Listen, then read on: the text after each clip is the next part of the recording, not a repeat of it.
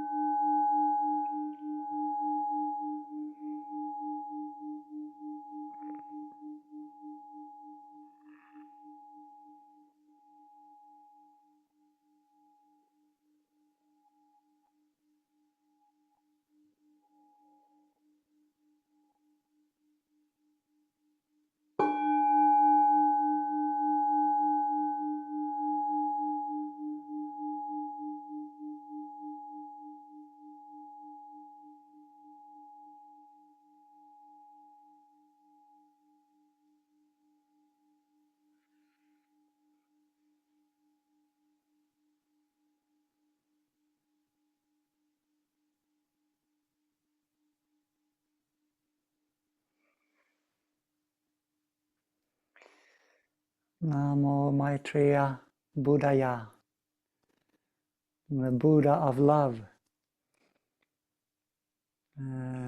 Thai share that Maitreya will be coming as a community, not as an individual. So as we're returning to the quality of loving kindness within us, together, we're also part of creating that Maitreya Buddha, the Buddha of love. And that is not bound to a form or even a tradition, but is a collective evolution of consciousness of love spreading. What I notice for myself in my own journey of transformation and healing is when there's more awareness, there's more love, there's more conducive conditions, also shadows, dark, mud, things can become visible, become felt, because there's enough conditions somehow to bring it about. When we have more awareness, more love, we can go more deeply, and then there will be things bubbling up or just surfacing. And so what I've noticed is this is happening not just on an individual level, but also on the collective. We're not separate. And so to return, to cultivate awareness, to cultivate and lean into love, for me is an important contribution to the world, to also the suffering in the world. And so there's so many wonderful examples of love in all different traditions. One that touched me personally very deeply was the Bodhisattva Sadaparibhutta. On coming to Plum Village, Thai was teaching about the Lotus Sutra and the different bodhisattvas, these awakened beings of love, wanting to spread healing, transformation to everyone they meet, wanting to bring everyone across to the other shore. So this is the collective evolution. We're part of this. And Bodhisattva Sadaparibhutta is called always encouraging Bodhisattva,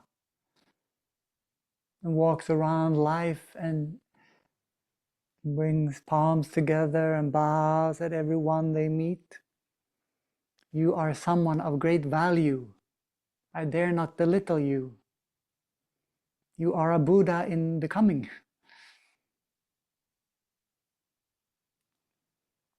Is offering this kind of respect and reverence.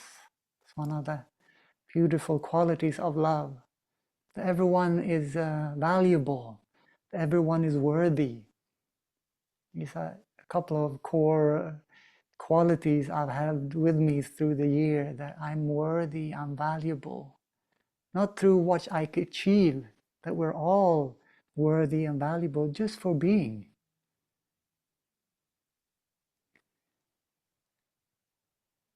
And so the Bodhisattva gives us permission to look at ourselves and each other in a different way than maybe our daily consciousness or the collective awareness. Practice of love invite us to be extraordinary in all its simplicity and ordinariness. This Course on Love invites us not to be caught in the emotions of the majority, not be caught in animosity, separation, of judgment, of fear, of worry. You can return to our hearts, our loving, caring capacity, can contribute to the healing of those qualities that's within and without us. Last summer when we visited Glastonbury in England, it's a very heartfelt, loving place. It's like, I can relax, it's sweet somehow. The place is sweet. So many people come there as a pilgrimage place, a lot of spiritual activities too. And at the guest house we stayed, it was called the Retreat, and they had all kinds of teachers and Buddhas and saints and representation of awakening of love from all kinds of different traditions around the house. And in the hallway there was a Native American elder, and there was something to the word like the most valuable thing to a human is their dignity. So like, how can I restore the dignity in everyone that sometimes is taken away by conditions? So is the practice of the Bodhisattva Sadaparibhutta is to restore that dignity. You're someone of great value. I see this potential of Buddhahood in you, of awakening, of Christ nature.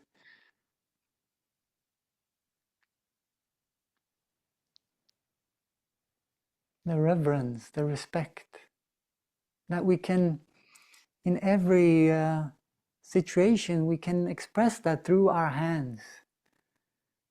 I'm talking about the hands as a frontal portal to our heart, as a Qigong energy talk, but it seems to work in our meditation and mindfulness practice as well, like depending on how we pick up the glass. We could do it with this kind of a reverence, this kind of respect, the seeing, wow, it's an ambassador, is a ambassador of the cosmos. This glass, it's not just matter, but it's also skill. And it has ancestors, the people that have learned to make glass.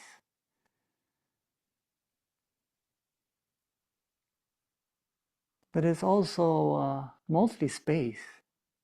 Isn't it amazing, like these things that seem like matter, also ourselves is 99% something space? Every atom, is like, that opens up for all kinds of potential, because we know on a subatomical level there's other things going on than on the surface. We can notice impermanence instantaneously, because things are moving around at such a pace. Even our thought can travel so quick, our attention. And what time, energy are we investing our awareness in? Where is our attention going?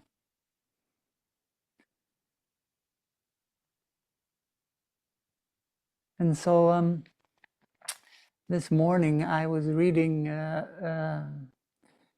some translation of Yeshua's Jesus teachings from Aramaic. It's quite interesting. It helped unpack some of the aspects of love for me, being born and raised in a country where there's Christian roots since at least 1,000 years. Even if most people don't go to church. I didn't even go to confirmation as a teenager, but still I feel it's in me. Both the love and the care for this. This is something beautiful going on here. And I'm not really in touch with the roots of it.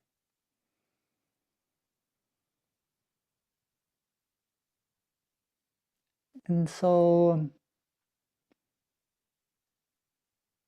that we can do greater things than Jesus could. That's his offering. That is showing that you're someone of great value, of wonderful potential. And so how come then, where does this sin come from? Because sometimes as we might feel there's something wrong with us, we feel shameful, we might feel guilty about something, I'm not doing enough. Where does this come from? This notion that we're not enough, they're not worthy as we are, we're not valuable. And so when we unpack sin and how that was shared within the Aramaic words and language that Jesus spoke, it's been translated through Greek in other ways, but like through the Aramaic, sin would mean like we're beside ourselves. Sometimes is talked about as if we're invaded by demons, like afflictions. I'm afflicted by fear, I'm afflicted by envy, what it might be. That is very similar to that quality of forgetfulness, of being consumed by afflictions or desire. So the sin is like we're beside ourselves, we're not in contact with this nature of who we are. But we can return. It doesn't mean that we have to pay the price and be judged and condemned for something. That's a man-made creation. There's consequences to our actions, and we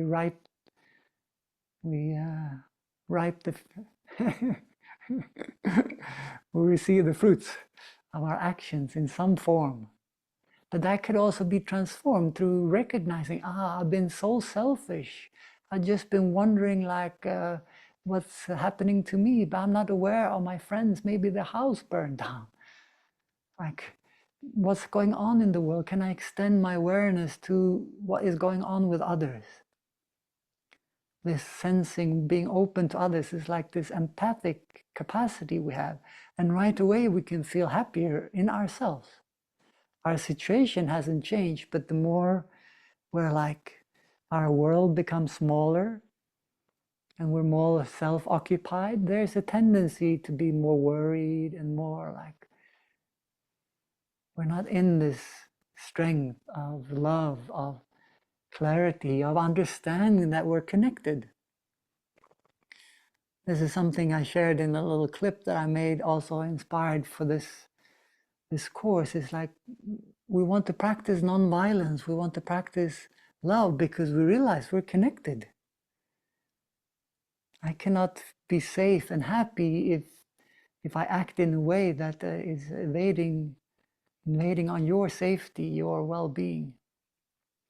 So we're focusing on loving ourselves. What are some of the things that we reject in ourselves, that we feel shameful about, that we feel guilty about? Can we release that? Because that also helps us to be more loving for others. And I've noticed in my own life, actually, like loving others, be generous to others, and be empathic to others, it has also actually helped me to grow in how to do that with myself. So it's like this, they're connected.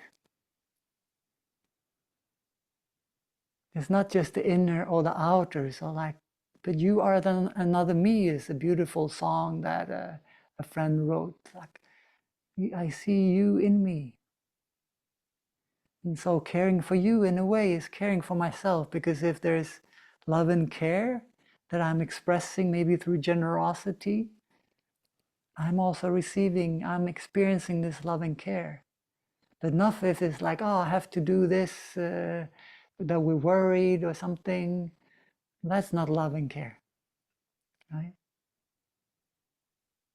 And so the gift of returning to ourselves, to presence, this is what Thai is offering us. Like the greatest gift we can offer someone is our presence. That's already the practice of love, because we're showing up. We're here and we're meeting each other. And the more we can meet each other and not an idea or expectation, habit, but we can meet in this moment, the more also love can circulate. The more we can rejoice of being together in this moment, because we don't know how long it will last, right?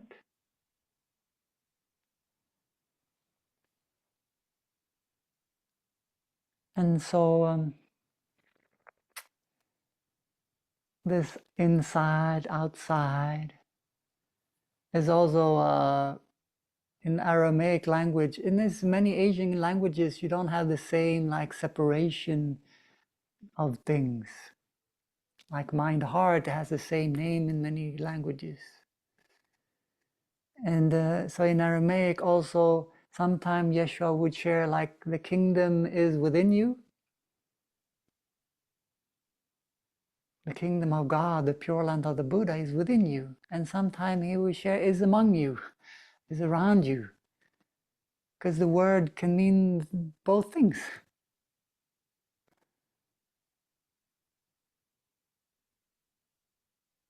And so when I open up to this, maybe like there's maybe not the clear separation, me and the world. So me and life is flowing through me. And so this helps to connect somehow also with the suffering, being more aware of the suffering, but also the life and the insight, the love of great beings walking on this planet now or in the past. Of this planet as a bodhisattva. Can I fall in love with Mother Earth? To see the beauty and the wonder, but also to receive it. To meet, to join, to become one with. This is the practice of love.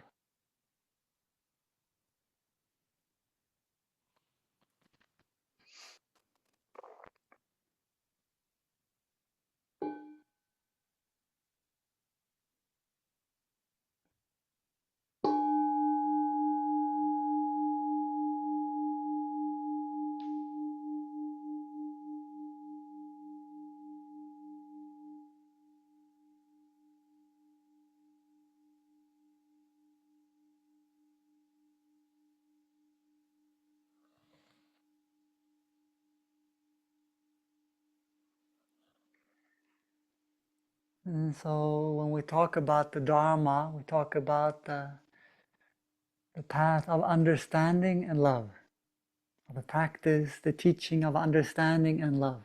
They go together. And sometimes we talk more about awareness, of insight. Sometimes we talk more about compassion and love. Maybe we can see them as a kind of a divine masculine, divine feminine aspects.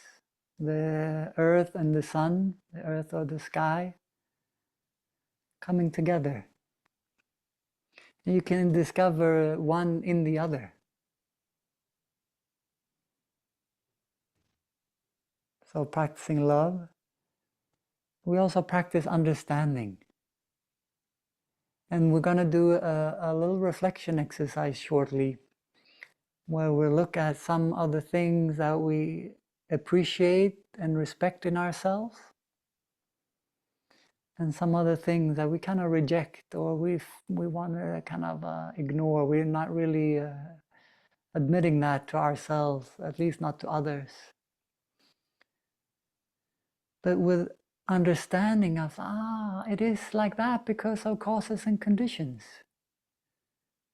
Maybe I have this way of feeling, of thinking, because causes and conditions from maybe my childhood, maybe the collective energy of the land where I'm living. Maybe at a certain age I had this idea like, no, I have to be nice and kind to everyone at the expense of myself. Maybe that was modeled around me. So then it's like, okay. When I return and just accept things as they are, we don't have to share this exercise with anyone. What we discover just for ourselves. Can we hold this in kindness, in awareness, in care?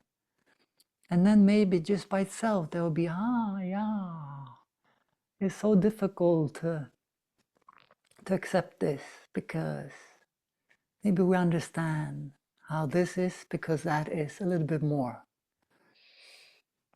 So this this exercise, if we have a paper and pen, we can shortly start it. We can do as if we're having two columns on our piece of paper in front of us or a notebook. We open it on one side and the other. We start by writing maybe qualities, maybe actions, things about ourselves that we appreciate, we respect. And then maybe we also recognize things as like, actually that I don't accept. I have a little bit maybe of guilt or shame about that.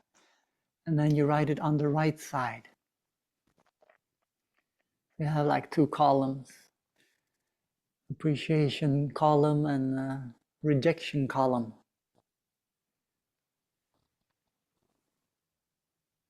Take some moments for this.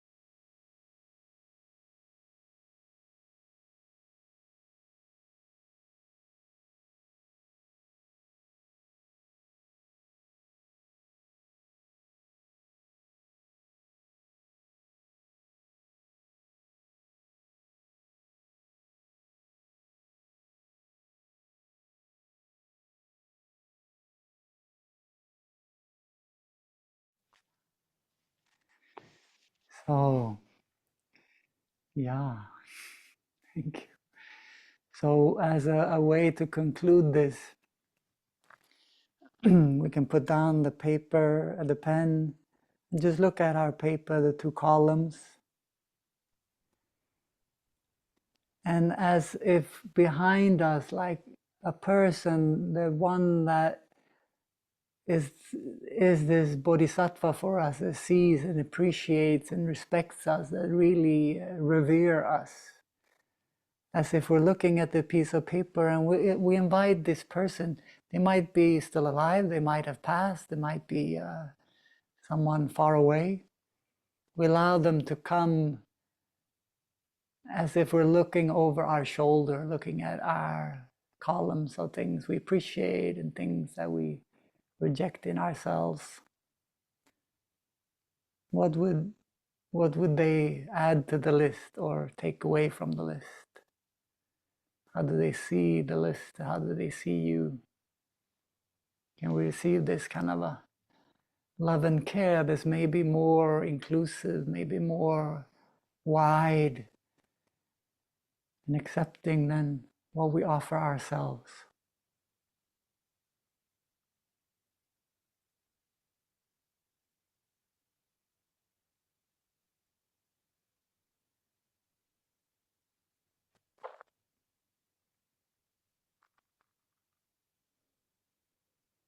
And seeing on that list, is there anything on this list that we have a difficulty admitting, on the things that we reject? Is this something that we can hold dear to our heart, or just kind of embrace a little bit more, even throughout this course? Something that you can be with me, like I hold you so tenderly. You don't have to be out there in the cold. I don't want to lock you in the closet. You can be part of me. I know that you're part of me and you're there, and it's okay. I'm so much more than this quality or this action or non-action. And I know there's a reason because that it is just the way it is. And by bringing it into our awareness, our care, our acceptance, things can also transform them in a different way. And we recognize and admit things for ourselves, already some of the idea of shame and guilt can start, okay. And maybe the people that love and care for us, maybe they seen in a different light. Maybe that's not the thing that stands out for them.